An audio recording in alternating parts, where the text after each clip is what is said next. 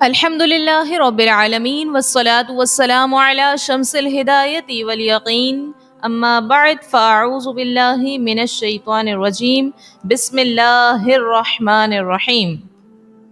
محبت کے ساتھ حضور نبی رحمت شفیع امت صلی اللہ علیہ وسلم کی بارگاہ عالی میں درود پاک پڑھ لیجئے۔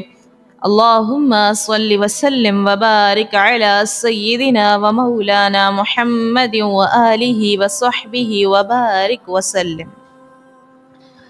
محمد وہ کتاب کون کا طغرائے پیشانی، محمد وہ حریم میں قدس کا شمع شبستانی۔ الحمدللہ ہم نے ہجرت کے پہلے سال کو سماعت کیا۔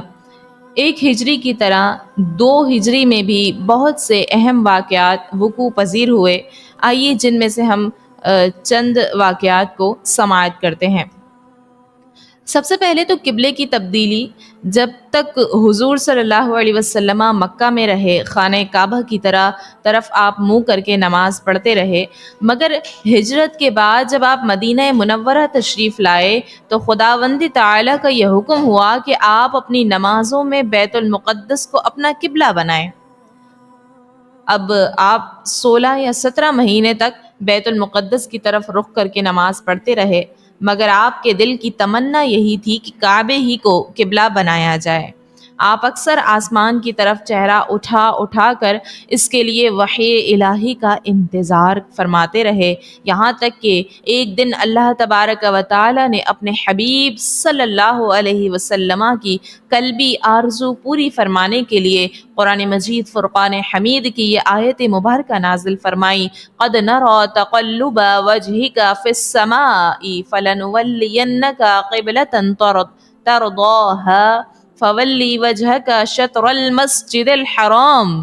ہم دیکھ رہے ہیں بار بار آپ کا آسمان کی طرف منہ کرنا، تو ہم ضرور آپ کو پھیر دیں گے اس قبلے کی طرف جس میں آپ کی خوشی ہے، تو ابھی آپ پھیر دیجئے اپنا چہرہ مسجد حرام کی طرف۔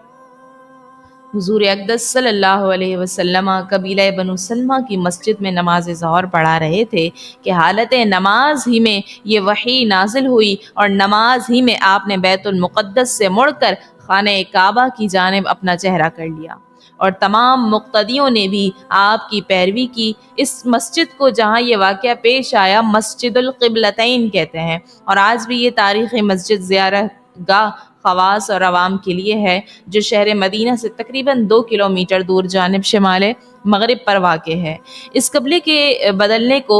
جو ہے وہ تحویل قبلہ کہتے ہیں۔ تحویل قبلہ سے یہودیوں کو بڑی سخت تکلیف پہنچی۔ جب تک حضور صلی اللہ علیہ وسلم بیت المقدس کی طرف رخ کر کے نماز پڑھتے رہے تو یہودی بہت خوش تھے اور فخر کے ساتھ کہا کرتے تھے کہ محمد صلی اللہ علیہ وسلم بھی ہمارے ہی قبلے کی طرف رخ کر کے عبادت کرتے ہیں۔ مگر جب قبلہ بدل گیا تو یہودی اس قدر برہم اور ناراض ہو گئے کہ وہ یہ طعنہ دینے لگے کہ محمد صلی اللہ علیہ وسلم چونکہ ہر بات میں ہم لوگوں کی مخالفت کرتے ہیں، اس لیے انہوں نے محض ہماری مخالفت میں قبلہ بدل دیا ہے۔ اسی طرح منافقین کا گروہ بھی طرح طرح کی نکتہ چینی اور قسم قسم کے اعتراضات کرنے لگا، تو ان دونوں گروہوں کی زبان بندی اور دہندوزی کے لیے خداوند کریم نے دوسرے پارے کی 2 آیتیں نازل فرمائیں۔ پہلی آیت میں یہودیوں کے اعتراض کا جواب دیا گیا کہ خدا کی عبادت میں قبلے کی کوئی خاص جہت ضروری نہیں ہے، اس کی عبادت کے لیے پورب پچھم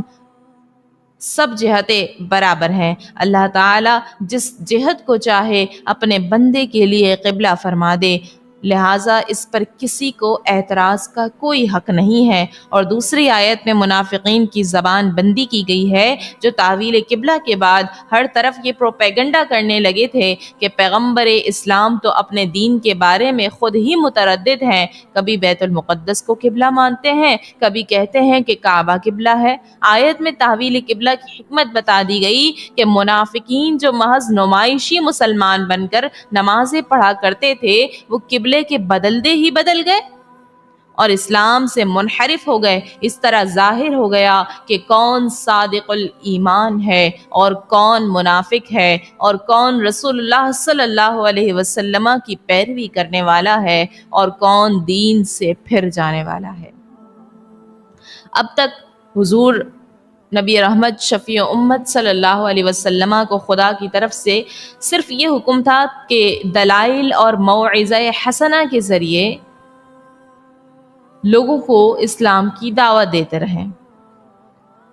اور مسلمانوں کو کفار کی ایذاؤں پر صبر کا حکم تھا۔ اسی لیے کافروں نے مسلمانوں پر بڑے بڑے ظلم و ستم کے پہاڑ توڑے، مگر مسلمانوں نے انتقام کے لیے کبھی ہتھیار نہیں اٹھایا، بلکہ ہمیشہ صبر و تحمل کے ساتھ کفار کی ایذاؤں اور تکلیفوں کو برداشت کرتے رہے۔ لیکن ہجرت کے بعد جب سارا عرب اور یہودی ان مٹھی بھر مسلمانوں کے جانی دشمن بن ہو گئے اور ان مسلمانوں کو فنا کے گھاٹ اتار دینے کا عزم کر لیا، تو خداوند قدوس نے مسلمانوں کو یہ اجازت دی کہ جو لوگ تم سے جنگ کی ابتدا کریں ان سے تم بھی لڑ سکتے ہو۔ اب 12 صفر 2 ہجری کو تواریخ اسلام میں وہ یادگار دن ہے جس میں خداوند کردگار نے مسلمانوں کو کفار کے مقابلے میں تلوار اٹھانے کی اجازت دی، اور یہ آیت مبارکہ بھی نازل فرمائی کہ اُذِنَ لِلَّذِينَ يُقْتَلُونَ بِأَنَّهُمْ ظُلِمُوا إِنَّ اللَّهَ عَلَى نَصْرِهِمْ لَقَدِيرٌ۔ جن سے لڑائی کی جاتی ہے مسلمان ان کو بھی اب لڑنے کی اجازت دی جاتی ہے، کیونکہ وہ مسلمان مظلوم ہیں اور خدا ان کی مدد پر یقیناً قادر ہے۔ حضرت امام محمد شہاب ظہری علیہ رحمہ کا قول ہے کہ جہاد کی اجازت کے بارے میں یہی وہ آیت ہے جو سب سے پہلے نازل ہوئی ہے، اور ایک اور قول یہ ہے کہ جہاد کے بارے میں جو سب سے پہلے آیت نازل ہوئی وہ یہ ہے وَقَاتِلُوا فِي سَبِيلِ اللَّهِ الَّذِينَ يُقَاتِلُونَكُمْ، خدا کی راہ میں ان لوگوں سے لڑو جو تم لوگوں سے لڑتے ہیں۔ تو بہرحال 2 ہجری میں مسلمانوں کو خداوند تعالیٰ نے کفار سے لڑنے کی اجازت دے دی، مگر ابتدا میں یہ اجازت مشروط تھی، شرط کے ساتھ تھی، یعنی صرف انہیں کافروں سے جنگ کرنے کی اجازت تھی جو مسلمانوں پر حملہ کریں۔ مسلمانوں کو ابھی تک اس کی اجازت نہیں ملی تھی کہ وہ جنگ میں اپنی طرف سے پہل کر لیں،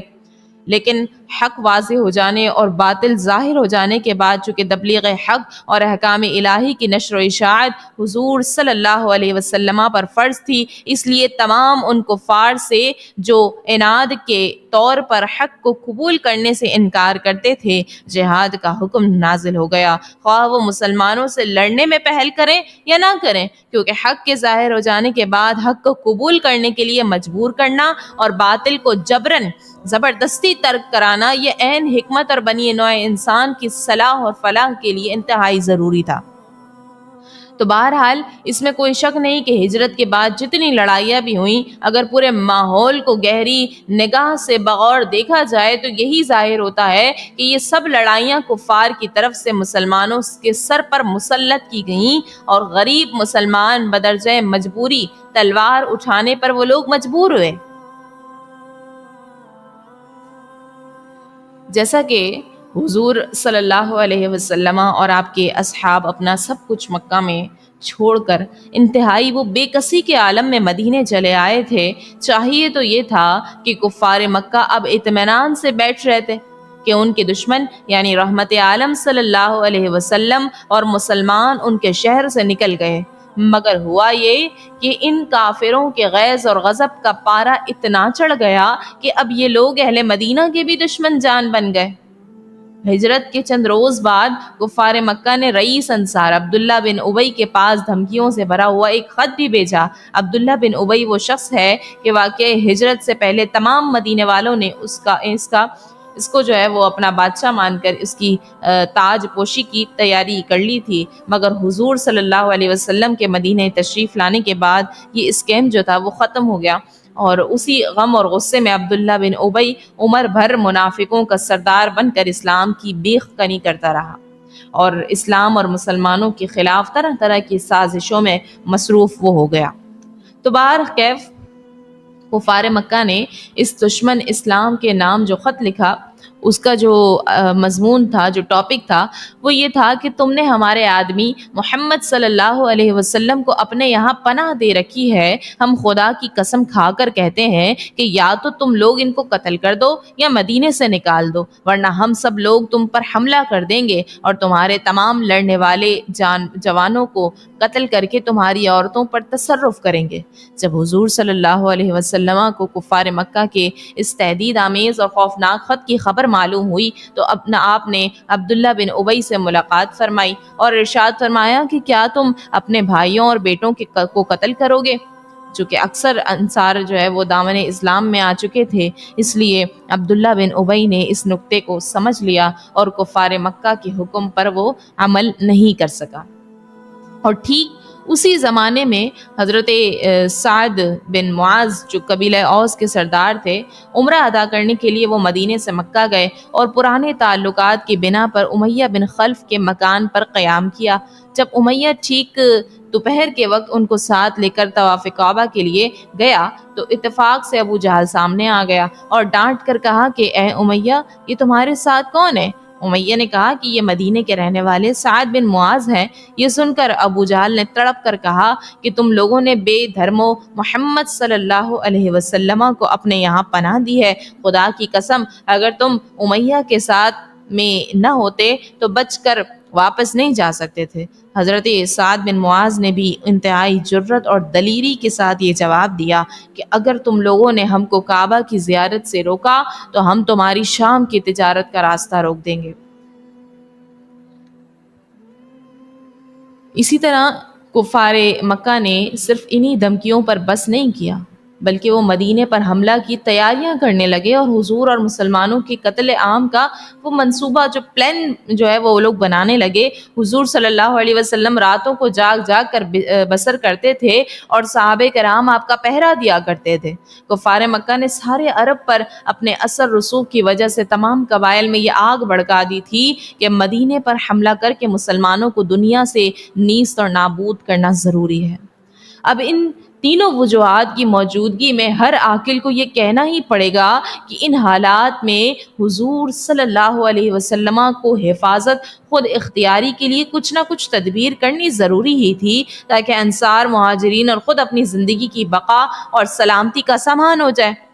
تو اب کفار مکہ کے خطرناک ارادوں کا علم ہو جانے کے بعد حضور نے اپنی اور صحابہ کی حفاظت خود اختیاری کے لیے دو تدبیروں پر آپ نے جو ہے عمل درآمد فیصلہ فرمایا۔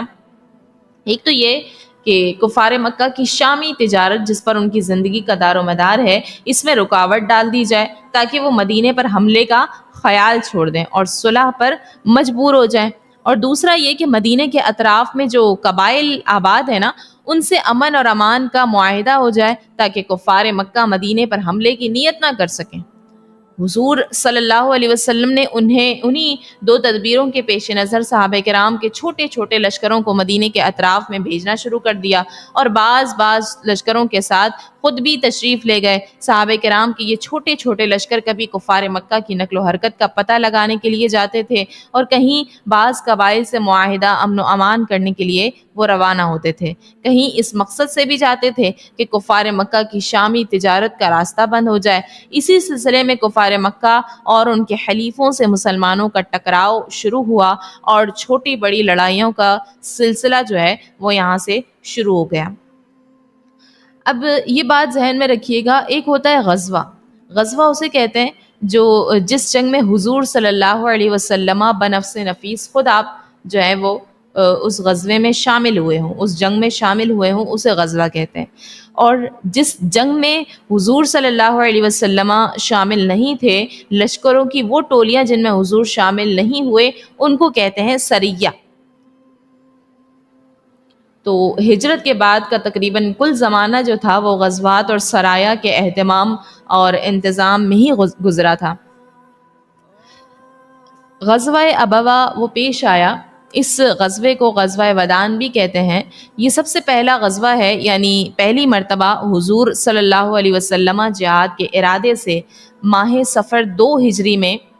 60 مہاجرین کو اپنے ساتھ لے کر مدینے سے باہر نکلے۔ حضرت سعد بن عبادہ رضی اللہ تعالیٰ عنہ کو مدینے میں اپنا خلیفہ بنایا اور حضرت حمزہ رضی اللہ عنہ کو جھنڈا دیا اور مقام ابوا تک کفار کا پیچھا کرتے ہوئے تشریف لے گئے، مگر کفار مکہ فرار کر چکے تھے، اس لیے کوئی جنگ نہیں ہوئی۔ ابوا مدینے سے 80 میل دور ایک گاؤں کا نام ہے ابوا، جہاں حضور کی والدہ ماجدہ حضرت آمنہ کا مزار مبارکہ بھی ہے، اور یہاں چند دن آپ ٹھہر کر قبیلہ بنو زمرہ کے سردار مخشی بن عمر زمری سے امداد باہمی کا ایک تحریری معاہدہ کیا اور مدینے واپس آپ تشریف لائے، اور اس غزوے میں 15 دن آپ صلی اللہ علیہ وسلم مدینے سے وہ باہر رہے۔ یوں ہی دوسرا غزوہ بوات ہے۔ ہجرت کے 13ویں مہینے 2 ہجری میں مدینے پر حضرت سعد بن معاذ کو حاکم بنا کر 200 مہاجرین کو ساتھ لے کر حضور صلی اللہ علیہ وسلم جہاد کی نیت سے روانہ ہوئے۔ اس غزوے کا جھنڈا بھی سفید تھا اور علمبردار حضرت سعد بن ابی وقاص رضی اللہ عنہ تھے۔ اس غزوے کا مقصد کفار مکہ کے ایک تجارتی قافلے کا راستہ روکنا تھا۔ اس قافلے کا سالار امیہ بن خلف جہمی تھا، اور اس قافلے میں 100 قریشی کفار اور 2500 اونٹ تھے۔ حضور صلی اللہ علیہ وسلم اس قافلے کی تلاش میں مقام بوات تک آپ تشریف لے گئے، مگر کفار قریش کا کہیں سامنا نہیں ہوا، اسی لیے حضور صلی اللہ علیہ وسلم بغیر کسی جنگ کے مدینے واپس تشریف لے آئے۔